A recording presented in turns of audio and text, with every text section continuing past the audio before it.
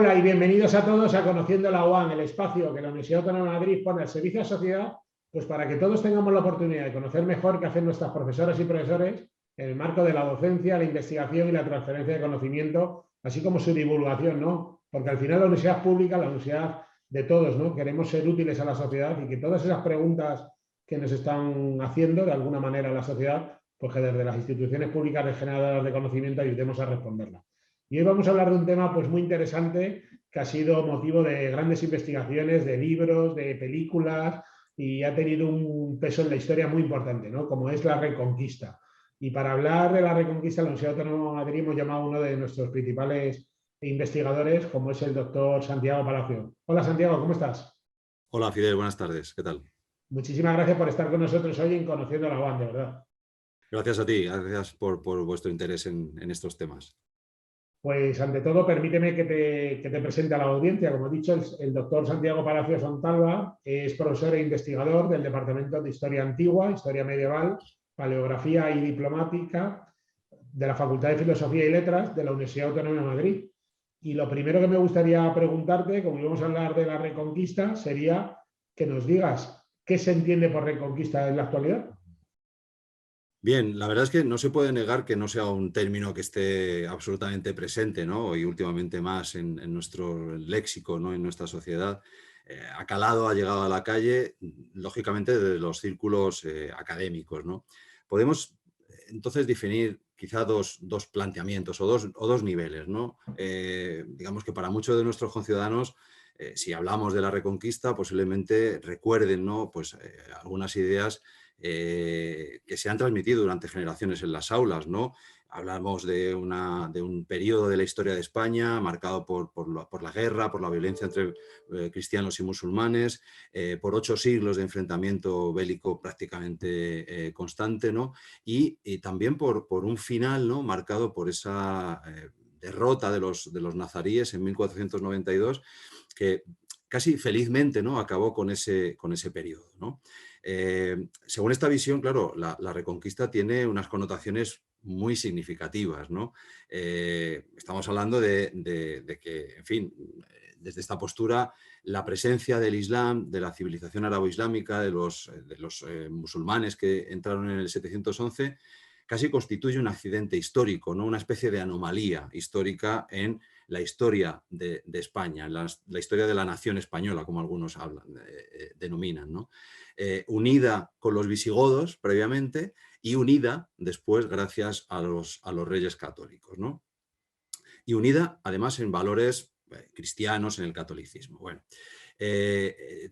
claro, la Reconquista también desde este punto de vista está basada está basado en una falacia, por así decirlo. Es decir, no se puede reconquistar un espacio político y territorial que nunca antes lo habían poseído ni los asturleoneses, ni los aragoneses, ni los castellanos, ¿no? El prefijo re, ¿no? Indica repetición, indica un movimiento hacia atrás, una resistencia, y aquel léxico también está marcando una connotación que desde luego, en fin, es un poco falaz, ¿no? Claro, la idea fundacional de este pensamiento más tradicional sobre la Reconquista viene marcado por un vínculo directo entre la historia de estos leoneses, castellanos, asturianos, ¿no? Y aragoneses, y los godos que previamente habían perdido la península ibérica. Desde el punto de vista académico, sin embargo, desde hace tiempo se intenta trasladar otra idea de lo que es la Reconquista, ¿no? Nos esforzamos por definir la Reconquista desde otros parámetros, ¿no? Y se define básicamente como una ideología que legitimó, evidentemente, que justificó desde el siglo XI, perdón, desde el siglo IX y no antes, ¿no? La ampliación territorial, ¿no? Por una vía fundamentalmente militar que tuvieron estos reinos y condados cristianos del norte a costa del mundo islámico. Una ideología en la que participan los conceptos de guerra justa, después de Guerra Santa, teñida de este componente religioso, y que además también sería una ideología que justificó la propia construcción de estos poderes políticos feudales y cristianos, ¿no? Y que acabó, hay que decirlo, por desmantelar toda, digamos, el mundo andalusí previo, ¿no? La cultura, la lengua, las poblaciones andalusíes prácticamente anteriores quedan extinguidas o eliminadas, ¿no? Esta interpretación, como digo, es la que desde el punto de vista académico se viene sosteniendo, aunque la utilización de este concepto de reconquista tampoco es aceptada por todos los académicos, ¿no? Lógicamente, hay algunos que limitamos mucho su uso porque creemos que tiene un componente ideológico muy marcado. Hay otros que directamente abogan por que se sustituya directamente por conquista, por ocupación, por dominio, por otros términos. Y quienes, sin embargo, entienden, y también con razones bastante importantes, que es un concepto muy elocuente, muy útil, que define muy bien una situación, una realidad histórica y que, por lo tanto, su uso sigue siendo muy válido. Justamente sobre el concepto que decías ahora, me gustaría incidir. ¿Cuándo surge el concepto de reconquista y cómo ha ido evolucionando en su contenido? Bueno, hay que empezar diciendo que el término reconquista, en castellano, y ni siquiera en latín, no aparece en las fuentes medievales, excepto en algún documento puntual aparece el verbo en latín, como digo. Pero no era el término, no designaba a esa realidad ni designaba esa ideología, ¿no? Pero lógicamente que no existiera la palabra no significa que no existiera la idea, ¿no?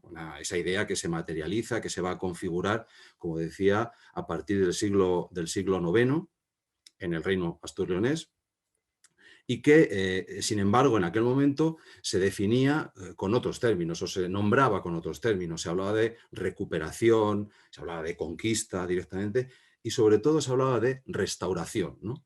La restauración de la monarquía goda, la restauración de la iglesia, ¿no? La restauración de algo que se había perdido, es decir, que los musulmanes, ¿no? La invasión islámica había cortado, ¿no? En castellano, la primera vez que aparece el término reconquista aparece en una obra de finales del siglo XVIII. En una obra de finales, hay que esperar hasta ese momento. Y solamente a mediados del siglo siguiente, del siglo XIX, con Modesto Lafuente, la gran obra histórica de Modesto Lafuente, ese concepto se empieza a asociar ya a la idea de esa lucha protagonizada por los cristianos contra los musulmanes, que significó el ensanchamiento de las fronteras, el avance de las fronteras cristianas hacia el sur, ¿no?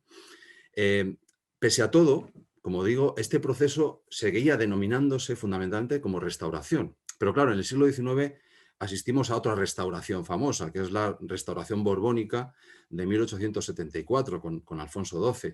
Y los historiadores prefirieron reservar el concepto de restauración para esa restauración borbónica y dejar el término reconquista precisamente y exclusivamente para esa lucha contra los musulmanes que se consideraba que había comenzado en Covadonga, ¿no? Durante buena parte del siglo XX, lo que quedaba del XIX y el siglo XX, y bueno, evidentemente gracias a historiadores del peso y de la talla de Menéndez Pidal o de Sánchez Albornoz, el concepto se revistió digamos, de valores muy tradicionales, ¿no? La Reconquista era una empresa nacional, ¿no? De todos los españoles que nos había, digamos, unido en un objetivo común, que era la de la recuperación de la antigua nación goda, ¿no? Cristiana, etc. La empresa destinada a la expulsión de los usurpadores musulmanes, ¿no? Y unida o cohesionada bajo ese catolicismo militante. Bien, como te puedes imaginar, como se pueden imaginar todas las personas que nos oyen, durante la guerra civil esa carga nacional católica del concepto reconquista se hizo todavía más potente, ¿no? Y se impregnó con asociaciones tan evidentes como la identificación de Franco con un caudillo como Pelayo o como el Cid, ¿no? De la propia guerra civil como una especie de cruzada, una segunda reconquista, ¿no? Con lugares simbólicos como Toledo o Covadonga, que también se asociaban en ambos planos de esa realidad histórica, la contemporánea y la medieval. y por lo tanto el régimen franquista contribuyó mucho a consolidar esa idea de la Reconquista. Y sin embargo es a finales de los 60 cuando, bueno, gracias a varios historiadores, de los cuales habría que destacar a Abilio Barbero y Marcelo Vigil, ese contenido tradicional se fue un poco dinamitando, ¿no? Se fue rechazando abiertamente y se rompe ese paradigma tradicional que hasta entonces no era prácticamente contestado, ¿no? Y sin embargo, a partir de ese momento, pues empieza a cuestionar precisamente ese carácter de empresa nacional, de la Reconquista, se empiezan a cuestionar los orígenes de la Reconquista, que para estos autores más tradicionales estaba en el 711, o mejor dicho, casi en Covadonga, cuando lo que sabemos es que digamos, esta idea de recuperación no se fragua sino a partir de la llegada de mozárabes emigrados desde Al-Ándalus al norte cristiano mucho tiempo después. Se empiezan a cuestionar los elementos tradicionalistas y españolistas, etc. En fin, bueno, el concepto va variando, ¿no? Y llegamos a un momento en la actualidad donde muchos historiadores lo utilizan y desde luego se utiliza desposeído de todos esos, de esas connotaciones tan negativas, ¿no? O digamos, tan reaccionarias. De todo lo que has dicho, profesor Palacios, es verdad que al final me dices que ha perdido alguna de las connotaciones, pero sigue siendo un término, de alguna manera, cuando menos muy debatido y en muchos casos polémico hasta la actualidad. ¿Por qué crees que se trata, por qué la Reconquista a veces como un punto casi de disputa, incluso de una dialéctica un poco, incluso subida de tono en algunos términos, ¿no? Bueno, lo ha sido incluso en la propia historiografía. Es decir, la propia historiografía medieval, bueno, pues ese concepto ha sido bien polémico, ha sido contestado, ha dado lugar a debates importantes, ¿no? Y luego, evidentemente, pues como decíamos, ha traspasado las barreras de la academia, ha llegado a la sociedad, ha llegado a las aulas, se ha contado la historia a partir de esos elementos. Y por lo tanto ese paradigma, digamos, tradicional de la Reconquista, bueno, forma parte de un acervo cultural y educacional de muchas generaciones de españoles. Y parece que últimamente, ¿no? A partir de varios, bueno, pues, tertulianos, de una literatura divulgativa de gran difusión y de gran tirada, ha caído, digamos, en manos de algunos creadores de opinión, por así decirlo, y también, por qué no decirlo, de políticos, que buscan en esa idea de la Reconquista pues algunos elementos o viejas ideas que parecen manosear de alguna forma, ¿no? Y me refiero fundamentalmente, bueno, pues a ciertas esencias culturales o religiosas de la nación española, así como en su conjunto, en un conjunto, bueno, indivisible, ¿no? Eh, Hablamos también de cuestiones que tienen que ver con la homogeneidad precisamente de esa nación, ¿no? Asentada en buena medida también en el componente castellano, que marca el liderazgo de esa reconquista, según estos autores, ¿no? Digamos, se recupera una cierta gloria del pasado, esa idea de, bueno, pues de la expulsión también del ancestral enemigo islámico, y por lo tanto, en fin, aparecen ideas cuya utilización, desde el punto de vista político, marcando algunas ideas que tienen que ver directamente con la xenofobia, con el racismo, etcétera. Bueno, pues yo considero, y muchos de mis colegas consideramos, que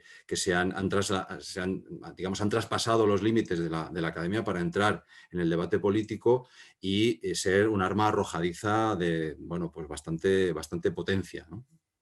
De todo lo que hemos hablado, ya hemos hablado de la Reconquista, pero ahora vamos a hablar del Conociendo la UAM, que hace la UAM también investigando en todo esto. Entonces, me gustaría, profesor, que nos contaras qué líneas de investigación en el marco de todo lo que estamos hablando. Conozco algunas, pero me gustaría que nos centraras algunas de ellas y en alguna que nos contaras también incluso qué proyectos concretos podemos tener actualmente en la Autónoma. Bien, en la Universidad Autónoma de Madrid ha habido un grupo de investigación que tradicionalmente se ha dedicado a estos temas, ¿no? En la actualidad estamos englobados en un grupo de investigación reconocido que se llama Historia, Recursos, Ideología y Relaciones de Poder en la Edad Media Peninsular. Y uno de los temas que se tratan, que se investigan en este grupo de investigación es precisamente este estudio de las guerras santas, de la guerra justificada con argumentos religiosos y por lo tanto también de la Reconquista. Y no solamente desde la perspectiva cristiana, que es, digamos, donde automáticamente se nos va el pensamiento, también desde el punto de vista islámico, en ese contrapunto que es el yihad, ¿no? Eh, como os digo, el grupo de investigación, este grupo de investigación se dedica desde hace mucho tiempo a ello. En concreto, desde el año 2008, varios proyectos se han dedicado a profundizar en diferentes aspectos de esta violencia justificada y avalada mediante argumentos religiosos. Y actualmente, yo mismo y el profesor Carlos de Ayala dirigimos un proyecto del Plan Nacional que se titula así, Violencia religiosa en la Edad Media Peninsular, guerra, discurso apologético y relato historiográfico, ¿no? Y las tres líneas de investigación principales en las que estamos trabajando son precisamente esas, ¿no? La de la guerra, ¿no? La de la guerra y la de quienes hacen la guerra, la de los hombres de religión que hacen la guerra o que hicieron la guerra, ¿no? En esa vinculación entre esos dos elementos, ¿no? La acción bélica y las personas vinculadas a instituciones religiosas, bien sean caballeros de las órdenes, bien sean obispos, bien sean ulemas, ¿no? Musulmanes. La otra línea justificativa del proyecto es el del discurso apologético, es decir, qué discursos justificaban estas acciones militares, ¿no? Qué discursos justificaban la Reconquista. Y la tercera línea de investigación es la de la memoria o la del relato historiográfico, cómo se nos contó esto en las propias fuentes medievales y qué resto memorístico ha quedado en diferentes fuentes de información, tanto literarias como cronísticas, narrativas o incluso iconográficas.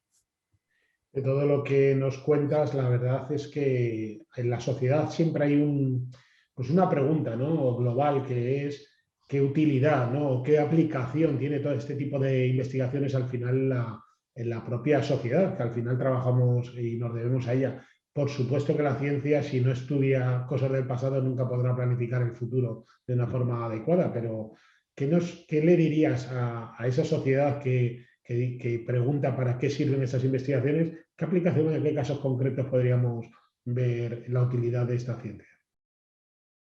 Bueno, desde luego, a veces cuesta trabajo a algunas personas entender para qué sirve, ¿no? la historia, para qué sirve invertir también recursos públicos en investigaciones en humanidades y en concreto en historia. Pero la respuesta es muy clara.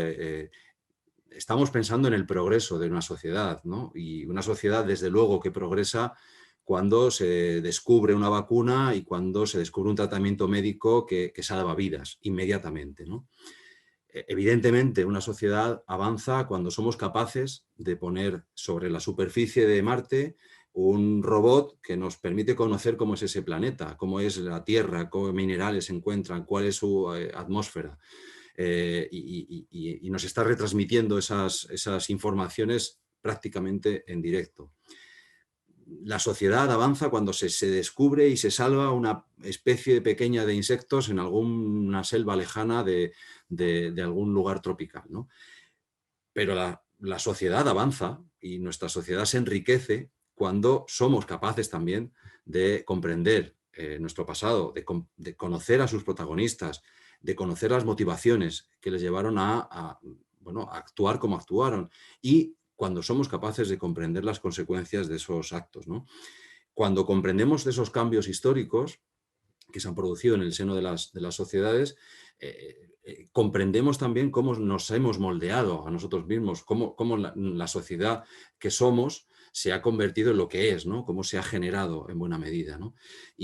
Bueno, parafraseando casi unas palabras que leí hace poco de Javier Cercas, del escritor Javier Cercas, el pasado es una dimensión del presente, sin la cual ese presente está mutilado. Es decir, si no comprendemos ese pasado, no comprendemos el presente, en definitiva.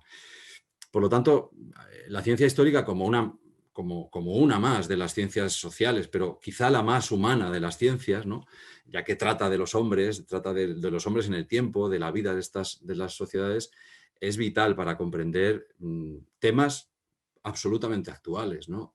Tan actuales como qué ocurre con los sentimientos y las ideologías nacionalistas y sus implicaciones, para descifrar y para comprender cómo son nuestras sociedades en el presente, para comprender las migraciones, para comprender una serie de cambios que nos preocupan y que nos afectan directamente y en el mundo contemporáneo.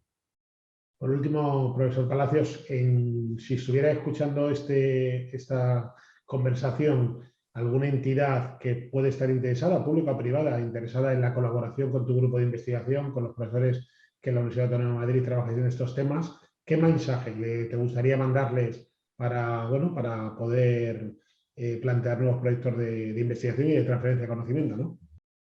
Bueno, un primer mensaje sería que incorporasen a sus staff, ¿no? Y a sus equipos de investigación o a sus equipos de laborales, ¿no?